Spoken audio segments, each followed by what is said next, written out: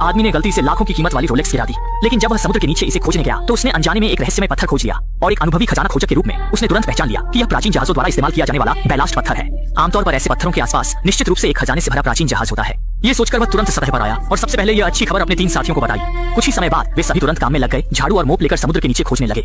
और सच में थोड़ी देर बाद निक ने कुछ खोज लिया। जब उसने इसे बाहर निकाला तो उसने पाया कि यह सैकड़ों साल पुरानी सोने की खंजर थी। इतनी दुर्लभ वस्तु देखकर यह स्पष्ट था कि इस क्षेत्र का खजाना निश्चित रूप से अद्वितीय होगा। यह देखकर निक की खुशी का ठिकाना नहीं रहा। अब बस समुद्र के नीचे खजाना खोजने की जरूरत थी ताकि वे जीवन की ऊंचाइयों पर पहुंच सकें। खोज की दक्षता बढ़ाने के लिए वे तुरंत बाजार गए और बड़ी मात्रा में खोज उपकरण खरीदे। फिर वे इस समुद्री क्षेत्र में लौट आए, बड़े पैमाने पर काम करने की तैयारी में। उन्होंने पहले रस्सी से क्षेत्र को चिह्नित किया, फिर धातु डिटेक्टर का उपयोग करके सावधानी पूर्वक खोज की और सच में जल्द ही धातु डिटेक्टर ने प्रतिक्रिया दी। जांच करने के लिए निक ने तुरंत साथी को हेयर ड्रायर से सतह की रेत हटाने का संकेत दिया। तुरंत एक मोटी लोहे की चेन दिखाई दी। नीचे एक बड़ा वस्तु होने का एहसास करते हुए निक ने साथी को हेयर ड्रायर की शक्ति बढ़ाने का संकेत दिया। रेत के दोनों ओर उड़ने के साथ नीचे की बड़ी वस्तु भी आखिरकार दिखाई दी। यह पता चला कि नीचे सैकड़ों साल पुरानी इटालियन तोप दबी हुई थी। इस पुरानी वस्तु को हटाने के लिए उन्होंने तुरंत तोप के दोनों ओर रस्सी बांध दी, फिर दोनों ओर के एयर बैग में हवा भर दी। जैसे ही 2 लोग इसे उठाने लगे, यह विशाल वस्तु धीरे धीरे ऊपर उठने लगी। जब वे इसे जहाज पर ले जाने की तैयारी कर रहे थे तो ऊपर पहरेदारी कर रही साथी लिसा ने अचानक एक अलार्म सुना। ये पता चला कि समुद्री पुलिस नियमित जांच के लिए आई थी, लेकिन इससे समुद्र के नीचे के 3 लोग डर गए, क्योंकि वे जानते थे कि अगर यह तोप ऊपर लाई गई तो समुद्र के नीचे का खजाना भी उजागर हो जाएगा और तब संबंधित विभाग इसे कब्जे में ले लेंगे। शायद उस समय तो उन्हें एक तिनका भी न मिले। इस स्थिति को रोकने के लिए निक ने तुरंत एंटोन को कुछ हवा छोड़ने का संकेत दिया ताकि तोप अस्थायी रूप से पानी में स्थिर रहे। लेकिन जब एंटोन ने एयर बैग खोलकर हवा छोड़ी तो उसने गलती से सब कुछ छोड़ दिया।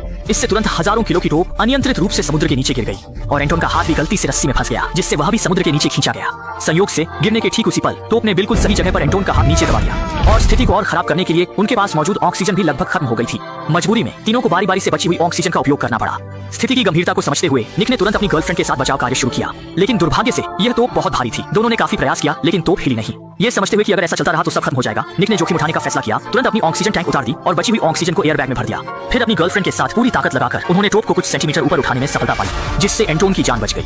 जब तीनों सतह पर आए तो समुद्री पुलिस पहले ही जा चुकी थी, लेकिन इस घटना के बाद भी वे हार मानने का इरादा नहीं रखते थे, क्योंकि प्राचीन तोप का मिलना इस बात का पक्का संकेत है कि इस समुद्री क्षेत्र में जरूर खजानों से भरा कोई डूबा हुआ जहाज है। इसलिए अगले दिन उन्होंने खोज क्षेत्र को बढ़ाया, समुद्र के नीचे के सभी प्राचीन खजानों को निकालने का इरादा किया। लेकिन खोजते खोजते उन्होंने अचानक धातु के मलबे का एक बड़ा ढेर खोज लिया। मलबे के साथ खोजते हुए उन्होंने पाया कि पास में एक दुर्घटनाग्रस्त विमान था।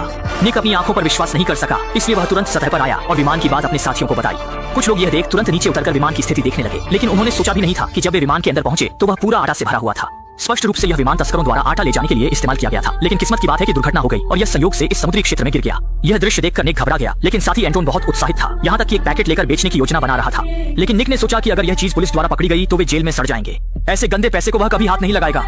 ये कहते हुए उसने चाकू से आटे की पैकेजिंग को काट दिया और सब कुछ समुद्र में फेंक दिया। घर लौटने पर निक की गर्लफ्रेंड ने पुलिस को सूचित करने का सुझाव दिया, लेकिन यह तुरंत अन्य साथियों द्वारा विरोध किया गया, क्योंकि अगर पुलिस को पता चला तो वह समुद्री क्षेत्र निश्चित रूप से पुलिस द्वारा बंद कर दिया जाएगा और समुद्र के नीचे का कीमती खजाना भी जब्त कर लिया जाएगा। इसलिए साथी ने सुझाव दिया कि वे पहले खजाना निकाल लें, फिर विमान की बात पुलिस को बताएं। ये एक अच्छा विचार लग रहा था, इसलिए सभी ने सहमति जताई। केवल एक तरफ खड़ी लिसा ने गलत इरादे से काम किया। अगले दिन जब सभी खजाना खोज रहे थे, लिसा चुपके से विमान के मलबे के पास गई, कुछ आटा पैकेट लेकर बेचने की योजना बनाई, लेकिन वह अपने इरादे में सफल नहीं हो सकी। जैसे ही वह विमान के अंदर गई, उसका ऑक्सीजन टैंक विमान के मलबे में फंस गया। इसी दौरान इस तरफ के साथी लिसा को कहीं नहीं देख पाए, जिससे निक को बड़ा अनिष्ट का आभास हुआ और वह तुरंत एक गैस सिलेंडर लेकर समुद्र के नीचे उतर गया।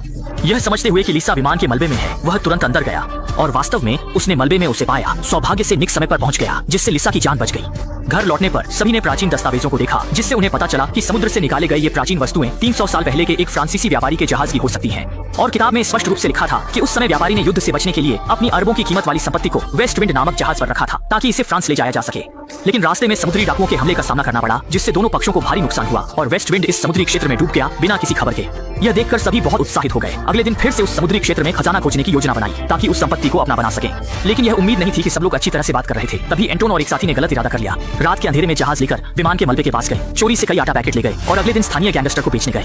लेकिन उनकी बिल्कुल भी उम्मीद नहीं थी कि यही आटा दरअसल उसी गैंग का खोया हुआ सामान था। एंटोन और साथी को गैंगस्टरों ने पकड़ लिया। जल्द ही निक को दोनों साथियों की मदद की पुकार मिली और गैंगस्टर के नेता ने उसे 12 घंटे के भीतर समुद्र के नीचे का सारा आटा निकालने का आदेश दिया, अन्यथा वे दोनों साथियों को मार देंगे। मजबूरी में दोनों साथियों की सुरक्षा के लिए निक को यह स्वीकार करना पड़ा, लेकिन गर्लफ्रेंड ने इनकार कर दिया। काले गिरोह के लिए काम नहीं करना चाहती थी, इसलिए उसने इस मिशन से हटने का फैसला किया। जब वे समुद्र के नीचे आटा निकालने के लिए गए तो गलती से उन्होंने उस प्रसिद्ध खजाने के जहाज को खोज लिया। इस समय साथी ने देखा कि जहाज पर पश्चिमी हवा लिखा हुआ है। इस दृश्य को देखकर तीनों बहुत उत्साहित हो गए, क्योंकि यह जहाज सैकड़ों साल पहले गायब हुआ खजाने का जहाज था। लेकिन इस अपार धन के सामने तीनों इसे लेने की हिम्मत नहीं कर सके, क्योंकि उनका समुद्र में उतरने का उद्देश्य था कि काले गिरोह द्वारा दिए गए आदेश को पूरा करना, विमान के मलबे में से हजारों पाउंड आटा निकालकर किनारे पर लाना, वरना गैंग वाले उन तीनों को जिंदा निकल जाएंगे। लेकिन जब तीनों आटा निकालने में व्यस्त थे तो उन्हें यह एहसास नहीं हुआ कि एक शार्क ने उन्हें निशाना बना लिया है। अगले ही पल साथी लिसा का आधा कूल्हा शार्क ने काट लिया। मजबूरी में उन्हें आटा को पकड़ने वाली रस्सी काटनी पड़ी। तुरंत लिसा को अस्पताल ले जाया गया, लेकिन दुर्भाग्य से लिसा अंततः गंभीर चोटों के कारण मर गई। इस दुखद समाचार को सुनकर छोटी माई भी जल्दी से वहां पहुंची, अपने प्रेमी के साथ लड़ाई के लिए तैयार। लेकिन चूंकि डिलीवरी का समय आ गया था, वे जल्दी ही काले गिरोह द्वारा घेर लिए गए। संकट में निक ने संकेत दिया कि साथी पहले प्रेमिका को ले जाए, खुद को काले गिरोह को रोकने के लिए छोड़ दिया। अपनी जान बचाने के लिए निक ने उन्हें खजाने के बारे में बताया।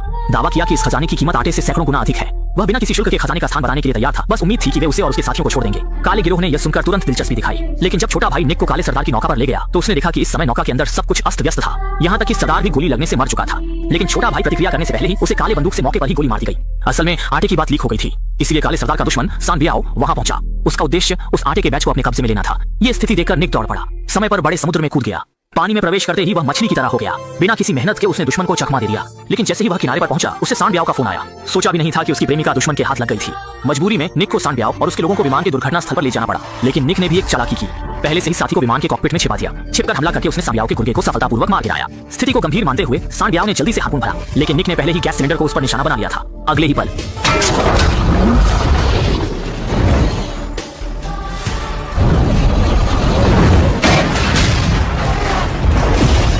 एक जोरदार धमाके के साथ सान बियाओ और विमान का मलबा राख में बदल गया। इस प्रकार एक संकट आखिरकार समाप्त हो गया। जब सब कुछ शांत हो गया तो कुछ लोगों ने समुद्र के नीचे से लोहे की टोप को निकाल लिया। लेकिन जैसे ही वे सफल होने वाले थे, रस्सी अचानक टूट गई। लेकिन हैरानी की बात यह थी कि जब टोप समुद्र में गिरी तो वह गलती से डूबे हुए जहाज को फोड़कर उसमें एक दरार बना गई और अंदर अनगिनत सोने की ईंटें भरी हुई थी।